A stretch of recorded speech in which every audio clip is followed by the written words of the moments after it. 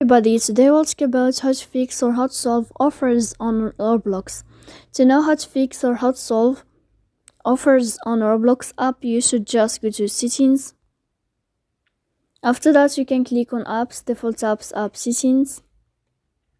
Then this list you will enter to the window or to the app of Roblox, and you can click here in this page.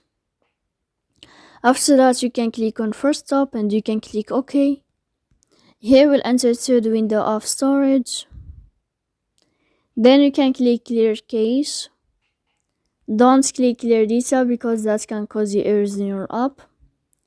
In the end, you can turn off your Wi-Fi and you can wait a moment to turn on your Wi-Fi again. So please don't forget to support us by like and subscribe.